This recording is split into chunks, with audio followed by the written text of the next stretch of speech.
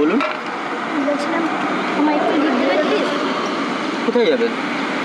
এই কাছাকাছি কোনো বাস স্ট্যান্ড কিংবা ট্রেন স্টেশনে। মানে এক্স্যাক্টলি আপনি কোথায় যাবেন সেটা ঠিক করে বলুন। আসলে আশেপাশে কোনো রেলওয়ে স্টেশন বা বাস স্ট্যান্ড কোনোটাই নেই। আসলে এখানকার কিছুই আমি চিনি না, সকাল থেকে হাঁটতে হাঁটতে ক্লান্ত হয়ে পড়েছি। আপনি আসছেন কোথা থেকে? গোবিন্দপুর।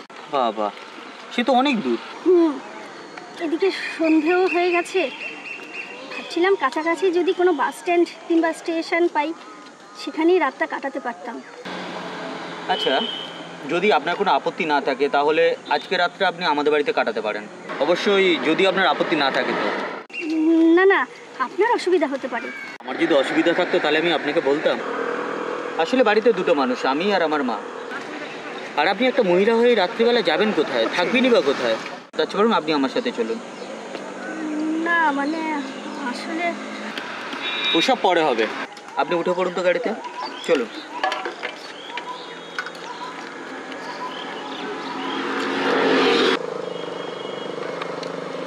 কি হলো, আপনি যাবেন নাকি আমি বেরিয়ে যাবো? না না, আমি উঠছি। উঠে পড়ুন।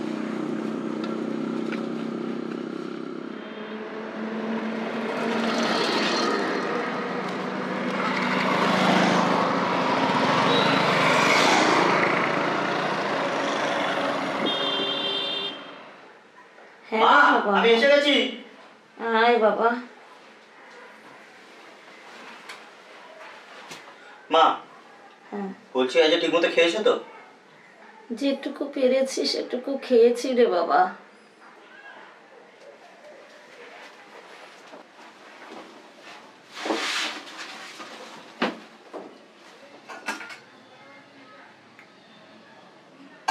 আজও পুরো খাবারটা খাওনি?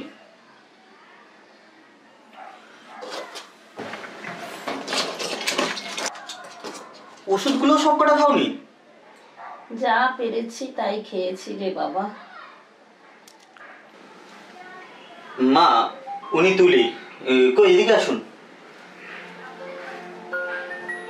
মা, উনি রাস্তায় প্রবলেমে পড়ে গেছিলেন আর রাতেও থাকবার কোনো জায়গা পাচ্ছিলেন না, তাই সাথে নিয়ে এলাম। ভালো করেছিস বাবা। মারে, আমি তো উঠতে পারি না যে কিছু করব, ঘরের সব নিজের মতো করে করে নে মা। না না, আপনি ব্যস্ত হবেন না, আমার কোনো অসুবিধা হবে না। আচ্ছা মা, খোকা তুই ওকে ওই ঘরে নিয়ে যা। হ্যাঁ, চলুন। মা, আমি তাহলে ওই ঘরে যাচ্ছি। হ্যাঁ, আসুন।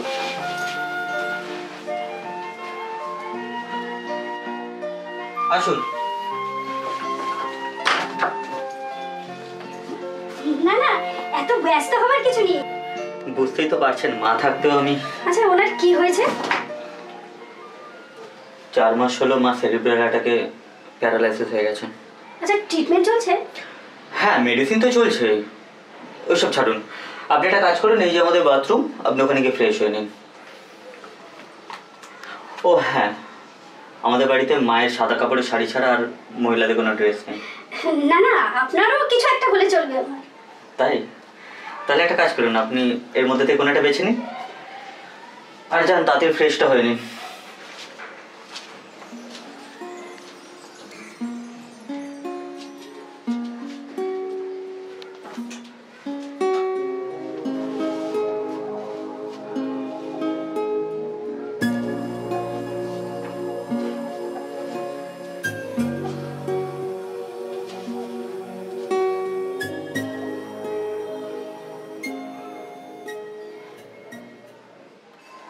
আজকে রাতের খাবারটা খেতে খুব প্রবলেম হলো, তাই না? কই না তো, আপনি তো দারুণ রান্না করেন। দারুণ না, আরো কিছু। আসলে সারাদিন কিছু খাননি তো, তাই এখন আলু সিদ্ধ ভাতটাও অমৃত লাগছে। তা বলতে পারেন, তবে সত্যি কিন্তু আপনি খুব সুন্দর রান্না করেন। তাই? আর আপনি তো দেখছি আমার ঘরটাকে পুরো সাজিয়ে গুছিয়ে মানুষ করে দিয়েছেন। ওটা মেয়েদের সহজাত স্বভাব বলতে পারেন। আচ্ছা, আপনাকে একটা কথা জিজ্ঞাসা করবো? হ্যাঁ, বলুন না। বলছিলাম, আপনি বিয়ে করেননি কেন? সরি, আসলে আমি বোধহয় আমি বোধহয় আপনার লাইফে বেশি ইন্টারফেয়ার করে ফেললাম। Extremely sorry. প্লিজ প্লিজ কিছু মনে করবেন না। না না ঠিক আছে, তেমন কিছু না। আসলে সে অনেক গল্প, আপনারও তো ভালো নাও লাগতে পারে। না না, আপনার যদি কোনো প্রবলেম না থাকে আপনি বলতে পারেন। আমার বিয়ে হয়ে গেছিল, I am a married person. তাহলে আপনার স্ত্রী? জানেন, আমি না আমার স্ত্রীকে খুব ভালোবাসতাম, আমার স্ত্রীও আমাকে খুব ভালোবাসত। তারপর? তারপর তারপর আমার স্ত্রী সন্তান সম্ভব হলো। হঠাৎ করে খুব জ্বর, ডাক্তারখানে নিয়ে গেলাম আর ডাক্তার সাথে সাথে অ্যাডমিট করে নিলেন, বললেন ম্যালেরিয়া হয়েছে। তারপর তারপর কি হলো? টানা 3 দিন জমে মানুষে টানাটানি, তারপর সব শেষ। আমার স্ত্রী সন্তান নিয়ে চিরকালের মতো আমাকে ছেড়ে বিদায় দিল। সরি, আমি বোধহয় আপনাকে আঘাত দিয়ে ফেললাম। না ঠিক আছে, এবার আপনি বলুন আপনার কথা। আমার কথা? আমি বাবার একমাত্র মেয়ে। আমার মা খুব ছোটবেলায় মারা যায়, তারপর বাবা বিয়ে করেন আবার। নতুন মা আমাকে খুব ভালোবাসতেন জানেন। ইভেন ওরা আমার জন্য কোনো সন্তানও নেয়নি। তারপর আমার পড়াশোনা চলতে থাকে, আমি বড় হই, এমনকি একটা প্রাইভেট স্কুলে চাকরিও করি। ভালোই চলছিল জানেন। তবে আসলে এখন ওরা আমার জন্য বিয়ে ঠিক করেছে। ভালোই তো, তবে পালালেন কেন? আসলে যার সাথে বিয়ে ঠিক করেছে তার অনেক পয়সা, কিন্তু যে আমার বর হবে সে প্রায় আমার বাবার বয়সী। আপনি আপত্তি করেননি? করেছিলাম, কিন্তু কোনো লাভ হয়নি। বাবার বিজনেসের মহাজনের কুনজর পড়েছিল আমার উপরে। তার হাত থেকে আমাকে বাবা রক্ষা করতে পারে, তাই বাধ্য হয়ে বলতে পারেন বাবা রাজি হয়ে গেছে। জানেন, আমাকে পালাতে আমার সৎমাই কিন্তু সাহায্য করেছে। তাহলে এখন কোথায় যাবেন, কি করবেন, কিছু ঠিক করেছেন? চিন্তা করবেন না, আপনার ওপর বোঝা হয়ে থাকার ইচ্ছে আমার নেই। না আমি তা বলিনি। দেখা যাক ঈশ্বর আমার কপালে কি লিখেছে। বাড়িতে যোগাযোগ করেছেন? না, কিছু একটা ব্যবস্থা করি, তারপর বাড়িতে ফোন করব ভাবছি। আপনার যেমন ইচ্ছে, তবে কিছু জোগাড় না হওয়া পর্যন্ত আপনি এখানে থাকতে পারেন, অবশ্য আপনার যদি কোনো প্রবলেম না থাকে। সত্যি বলছেন? আমাকে আপনি থাকতে দেবেন? হ্যাঁ নিশ্চয়ই, তবে আমার কিন্তু একটা স্বার্থ আছে। স্বার্থ? কি স্বার্থ? অন্তত কয়েকদিন কেউ তো বাড়িতে থাকবে। ও আচ্ছা। তাহলে অনেক রাত হলো, এবার ঘুমাতে যাওয়া যাক। আপনার বিছানাটা আমি মায়ের ঘরে করে দিয়েছি, আসলে বুঝতেই পারছেন তো আমাদের দুটো ঘর। না না, আমার কোনো অসুবিধা হবে না। ওকে, গুড নাইট। Good night.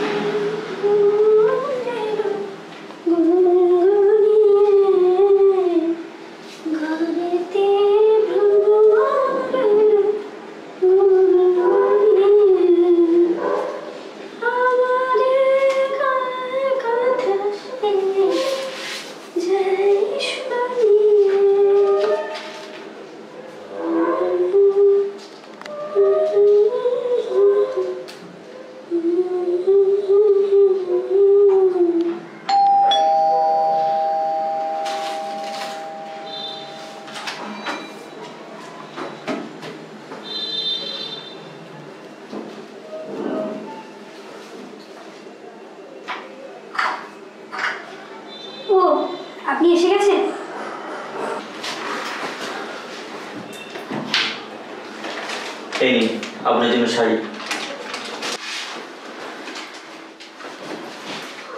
আপনি বসুন, আমি আপনার জন্য চা করে আনছি।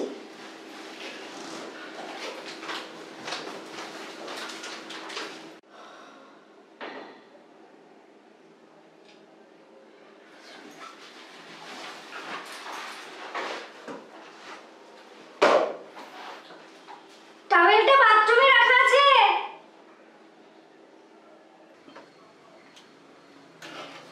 বলছি এই নিন আপনার চা।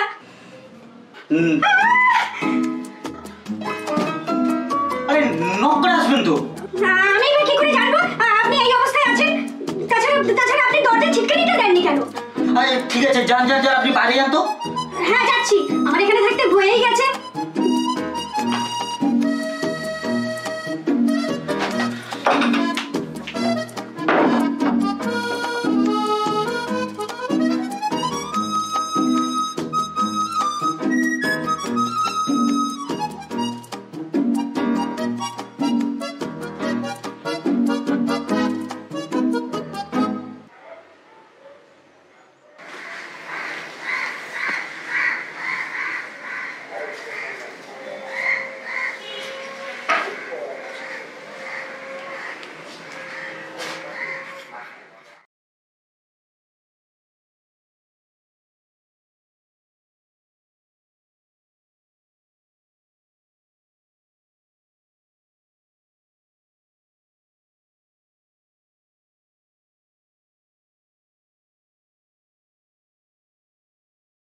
দীপবাবু, দীপবাবু উঠে পড়ুন, তা না হলে অফিসে যেতে তো আবার দেরি হয়ে যাবে।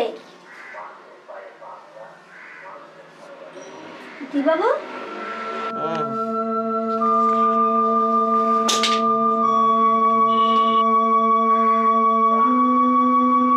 দীপবাবু, দীপবাবু,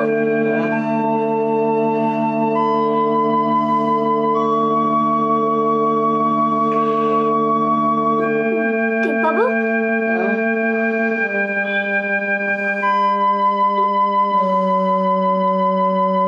কি ঝড়ে তো গা পুড়ে যাচ্ছে।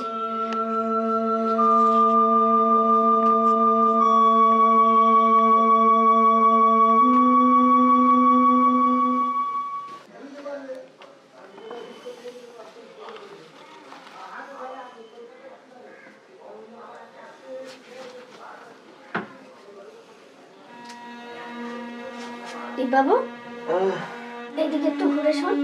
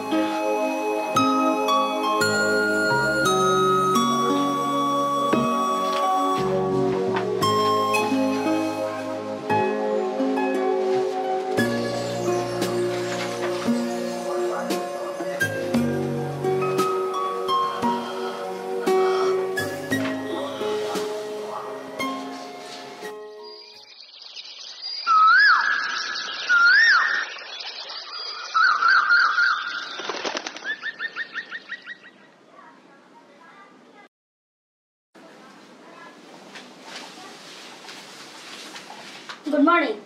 মর্নিং। আপনার চা। Thank you. আপনি চা খেয়েছেন? না, মাকে দিয়েছি, আপনাকে দিলাম, এবার আমি নেব। আপনারটাও নিয়ে চলে আসুন, আমরা একসাথে বসে চাটা খাই। ঠিক আছে, আনছি।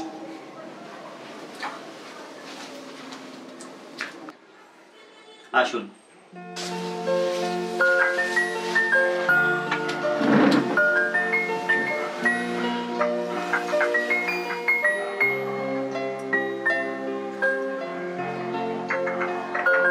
সত্যি আপনি যদি না থাকতেন তাহলে যে কি হতো? কি হতো জানি না, তবে আপনি একা হাতে যেভাবে আমাদের দুটো রোগীকে সামলালেন। ঈশ্বর হয়তো আমাকে সেজন্যই পাঠিয়েছিলেন। ঈশ্বর কি করেছেন জানি না, তবে আপনার প্রতি আমার। থাক, আর বলতে হবে না প্লিজ।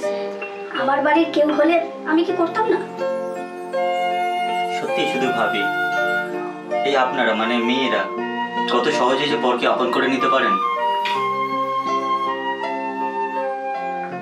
ওটা মেয়েদের সহজাত স্বভাব বলতে পারে।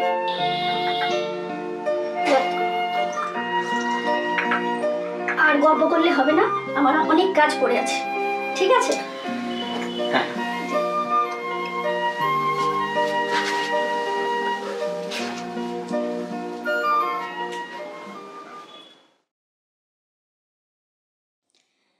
এমন স্বপ্ন কখনো দেখিনি আমি, মাটিতে যে আজ স্বর্গ এসেছে নামি। এমন স্বপ্ন কখনো দেখিনি আমি, মাটিতে যে আজ স্বর্গ এসেছে নামি। মা আসছি। দীপবাবু, আপনার গাড়ির চাবি।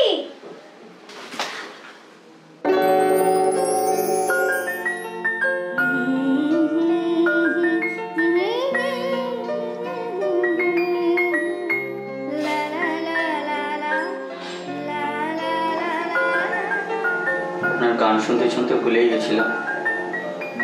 তাই এবার কিন্তু সত্যি সত্যি দেরি হয়ে যাবে।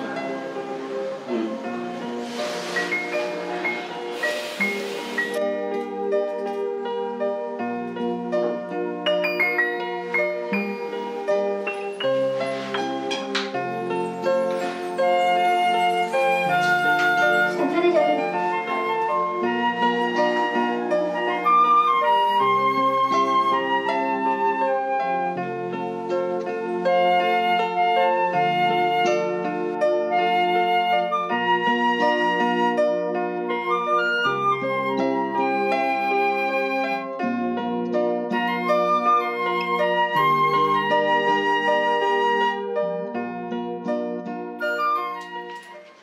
এই নিন আপনার ওষুধ। দে।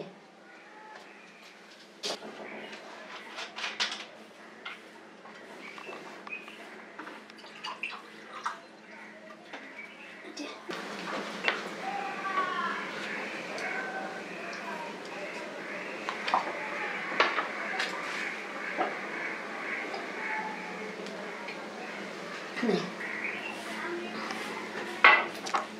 তোকে একটা কথা কদিন ধরে ভাবছি বোন, কিন্তু কি ভাববি? আমি কিছু ভাববো না, বলুন না। হ্যাঁ রে, তুই আমায় মা বলে ডাকতে পারিস না? মা? হ্যাঁ। তুই এই কদিনে আমার ভাঙা সংসারটা কি সুন্দর করে গুছিয়ে রেখেছিস, এটাকে আপন করে নিতে পারবি না? কিন্তু বুঝেছি, তুই আমার ছেলের কথা বলছিস, ওটা নিয়ে ভাবিস না, সেটা আমার উপর ছেড়ে দে। আমার ছেলে আমার কথা ফেলতে পারবে না, ওর উপর আমার খুব ভরসা আছে। তুই তোর বাবা মাকে খবর দে, আমি চোখ বোঝার আগে তোদের দুজনকে মিলিয়ে দিতে চাই।